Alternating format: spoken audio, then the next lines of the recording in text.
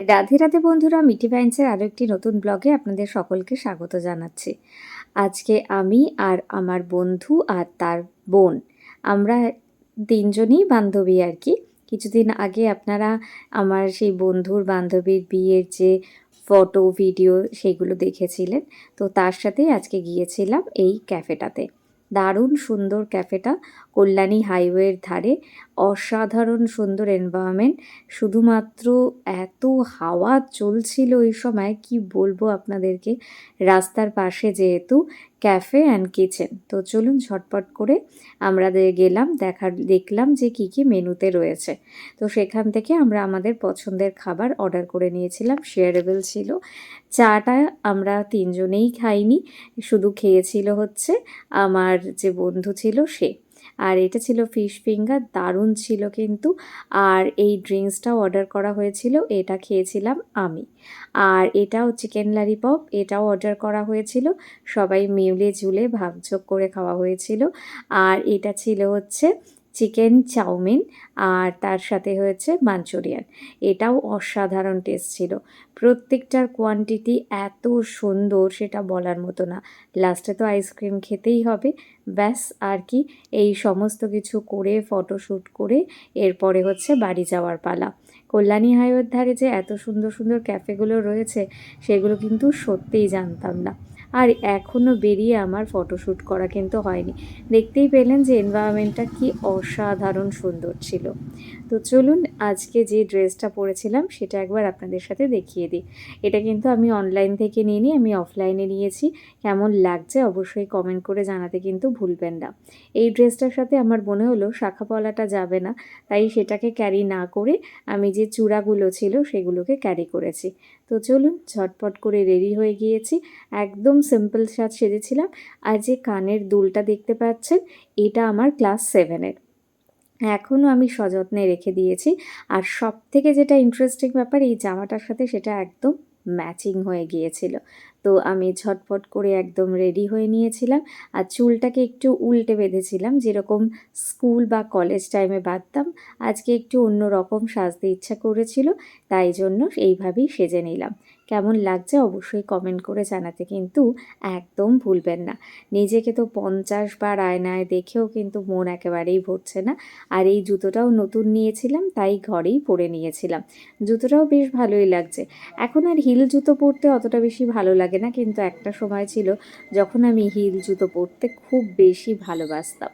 তো চলুন এরপরে হচ্ছে ঝটপট করে সেজে গুজে বন্ধুদের সাথে যাওয়ার পালা। এটা কিন্তু আগের ভিডিও ছিল, মানে আমরা যখন রেস্টুরেন্টে গেছিলাম তার আগে। আর রেস্টুরেন্ট থেকে ফিরে এসে আমার হাজব্যান্ডকে বলেছিলাম কয়েকটা ভিডিও নিয়ে নিতে, যাতে কি না আমার এই পুরো ব্লগটা কমপ্লিট করতে অনেক বেশি সুবিধা হয়। আর এখানে কিছু ডান্স করে নিচ্ছিলাম, যেগুলো আমার রিলসের জন্য খুবই জরুরি ছিল। তো হাজব্যান্ডই তো আমার ক্যামেরাম্যান, তো সেই আর কি আমাকে এই ক্যামেরাগুলো ধরে দেয়। আর পরের দিনের ব্লগটা আপনাদের সাথে শুরু করছি। পরের দিন ছিল শিব পুজো, তাই তার জন্য সমস্ত জিনিসপত্র সুন্দর করে গুছিয়ে নিয়েছিলাম পুজো দিতে যাব বলে। সামনেই একটা মন্দির আছে, সেই মন্দিরেই সবসময় পুজো দিতে যাই, সেই জন্য সেইগুলো যাওয়ার জন্য একদম প্রপার রেডি হয়ে গিয়েছি। এখানে কিন্তু পঞ্চামৃত বানিয়ে নিয়েছি।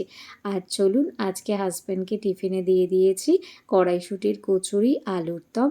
আর এই সাদা রঙের মিষ্টিটার নাম কি এটা আমি ঠিক বলতে পারবো না।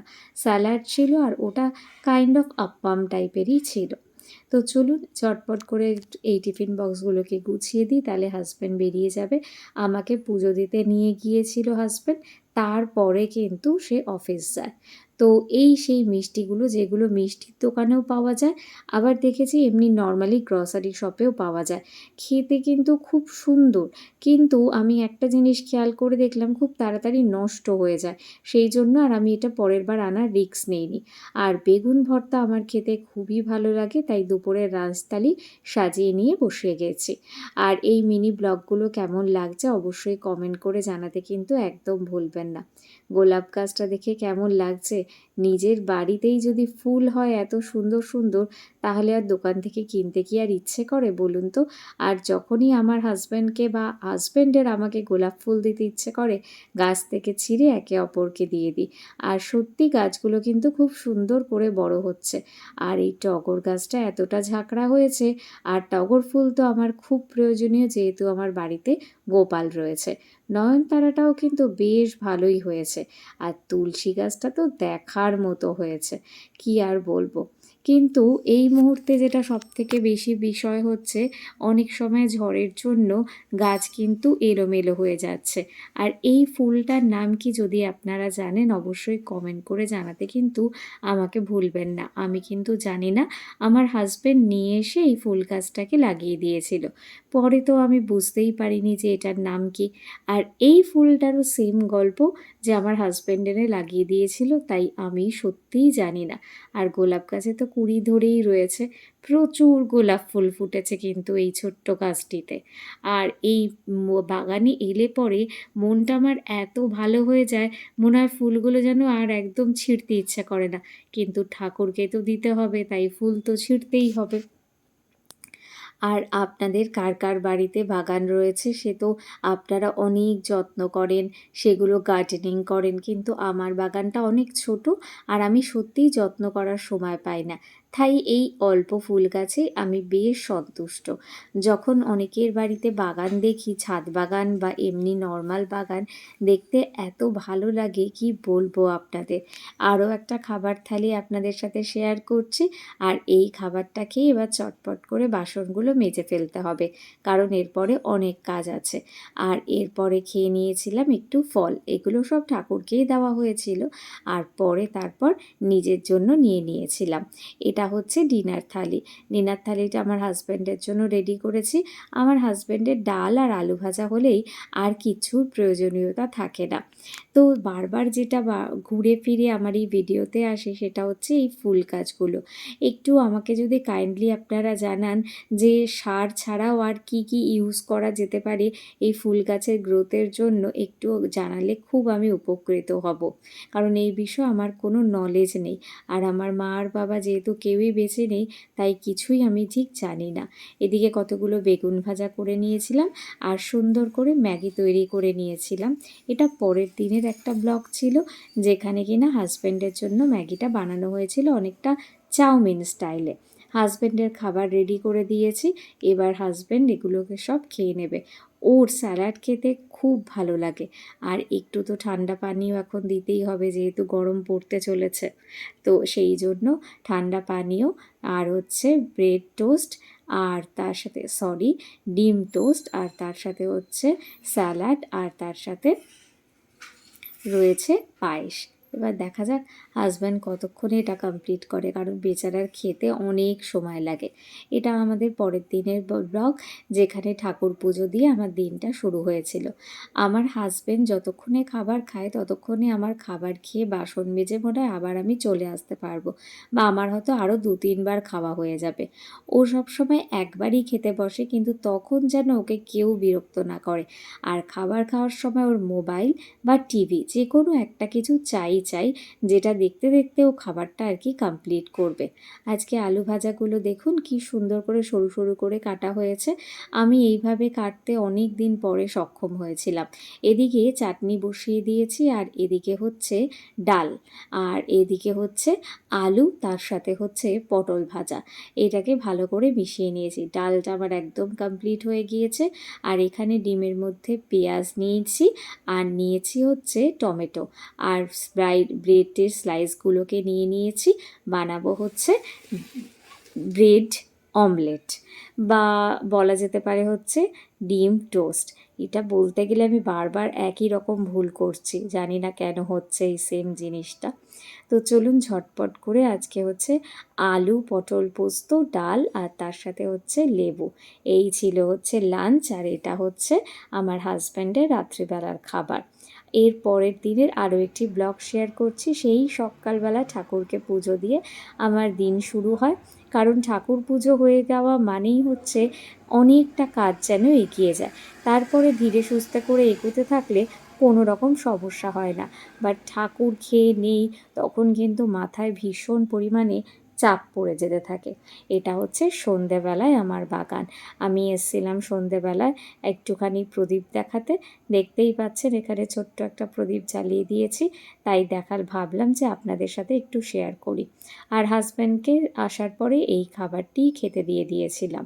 কেমন লাগছে ব্লগগুলো অবশ্যই কমেন্ট করে জানাতে ভুলবেন না। চ্যানেলটিকে শেয়ার ও সাবস্ক্রাইব করে দেবেন। পাশের বেল আইকন প্রেস করতে ভুলবেন না, তাহলে সমস্ত নোটিফিকেশান আপনার কাছে পৌঁছে যাবে। চুলগুলো পুরো পাগলের মতো উঠছে কারণ ফ্যান চলছিল। আজকে চলুন এই যে বক্সগুলো যেগুলো একদম বাঁধা রয়েছে সেগুলো আপনাদের সাথে শেয়ার করি। এটা হচ্ছে তামার একটা জগ যেটাকে খুব সুন্দর করে পরিষ্কার করতে হবে। আর এটা হচ্ছে পিতলের থালা, বাটি আর গ্লাসের সেট, যেটা কি না আমার আমার একটা সেট আর আমার হাজব্যান্ডের একটা সেট।